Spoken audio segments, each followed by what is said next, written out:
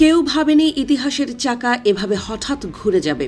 তেহরানের আকাশে যখন বিস্ফোরণের শব্দ প্রতিধ্বনিত হচ্ছিল, ঠিক তখনই ইরানের ৩ দশকেরও বেশি সময়ের সর্বোচ্চ নেতা আয়াতুল্লাহ আলী খামেনির জীবনের অবসান ঘটে। যুক্তরাষ্ট্রের প্রেসিডেন্ট ডোনাল্ড ট্রাম্প প্রথমে তার মৃত্যুর ঘোষণা দেন, পরে ইরানের রাষ্ট্রীয় টেলিভিশনও বিষয়টি নিশ্চিত করে।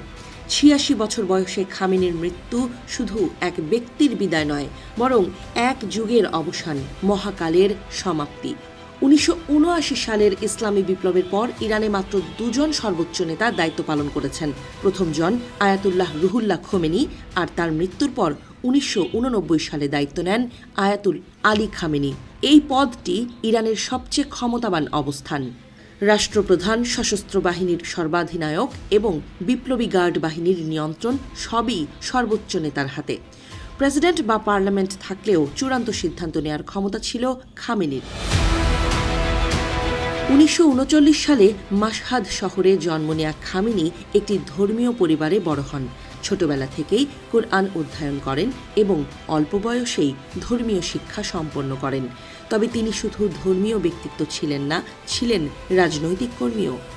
শাহ মোহাম্মদ রেজা পাহলভীর শাসনের বিরুদ্ধে আন্দোলনে জড়িয়ে পড়েন, একাধিকবার গ্রেপ্তার হন, কারাবরণ করেন, এমনকি নির্যাতনের শিকারও হন। ইসলামী বিপ্লব সফল হওয়ার পর খোমেনির ঘনিষ্ঠ সহযোগী হিসেবে খামেনির উত্থান ঘটে। তেহরানের জুমার নামাজের খতিব হিসেবে তার রাজনৈতিক ভাষণ দেশজুড়ে সম্প্রচার হতো। ১৯৮১ সালে বোমা হামলায় তিনি গুরুতর আহত হন এবং ডান হাতের ব্যবহার স্থায়ীভাবে হারান। সেই বছরই প্রেসিডেন্ট নির্বাচনে অংশ নিয়ে বিপুল ভোটে জয়ী হন। যদিও তখন প্রেসিডেন্টের পদটি ছিল মূলত আনুষ্ঠানিক, প্রকৃত ক্ষমতা ছিল খোমেনির হাতে।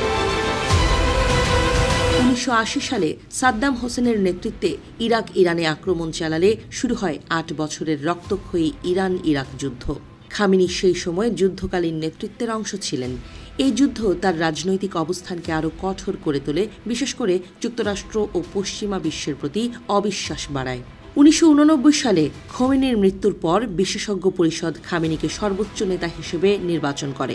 শুরুতে ধর্মীয় মহলে তার গ্রহণযোগ্যতা নিয়ে প্রশ্ন থাকলেও ধীরে ধীরে তিনি প্রশাসন, বিচার বিভাগ, সংসদ, নিরাপত্তা বাহিনী ও বিপ্লবী গার্ডের মধ্যে নিজের অনুগত নেটওয়ার্ক গড়ে তোলেন। ক্ষমতা সুসংহত করতে তিনি কঠোর অবস্থান নেন বিরোধীদের বিরুদ্ধে। আন্তর্জাতিক অঙ্গনেও খামেনির নীতি ছিল কঠোর। ২০০১ সালের ১১ সেপ্টেম্বর হামলার পর যুক্তরাষ্ট্রের প্রেসিডেন্ট জর্জ ডব্লিউ বুশ ইরানকে অ্যাক্সিস অফ ইভিল এর অংশ হিসেবে উল্লেখ করেন। ইসরায়েলের বিরুদ্ধে লেবাননের সশস্ত্র গোষ্ঠীকে সমর্থনের অভিযোগও দীর্ঘদিনের। পারমাণবিক কর্মসূচি নিয়ে পশ্চিমা বিশ্বের সঙ্গে টানাপোড়েন ছিল স্থায়ী।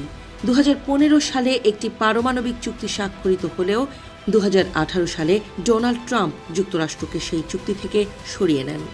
পরবর্তীতে কঠোর নিষেধাজ্ঞা আরোপ করা হয়। ২০২০ সালে কাসেম সুলাইমানিকে যুক্তরাষ্ট্রের হামলায় হত্যা করা হলে খামেনি প্রতিশোধের অঙ্গীকার করেন এবং রাশিয়া ও চীনের সঙ্গে ঘনিষ্ঠতা বাড়ান। ২০২৫ সালে ইসরায়েল ইরানের পারমাণবিক স্থাপনায় হামলা চালালে পরিস্থিতি চরমে পৌঁছে ইরানও পাল্টা ক্ষেপণাস্ত্র হামলা করে। যুক্তরাষ্ট্র যুদ্ধে জড়িয়ে পড়লে উত্তেজনা আরও বাড়ে। ঠিক এই সংঘাতের প্রথম দিনেই আয়াতুল্লাহ আলী খামেনি মারা যান। তার মৃত্যুর পর ইরানের ভবিষ্যৎ নিয়ে অনিশ্চয়তা তৈরি হয়েছে। নতুন সর্বোচ্চ নেতা কে হবেন, দেশ কোন পথে এগোবে, আঞ্চলিক রাজনীতিতে কী প্রভাব পড়বে, এসব প্রশ্নের উত্তর এখনও অজানা। তবে নিশ্চিতভাবে বলা যায়, আলী খামেনির অধ্যায় শেষ হলেও তার রেখে যাওয়া প্রভাব বহু বছর ধরে ইরানের রাজনীতি ও সমাজকে প্রভাবিত করবে।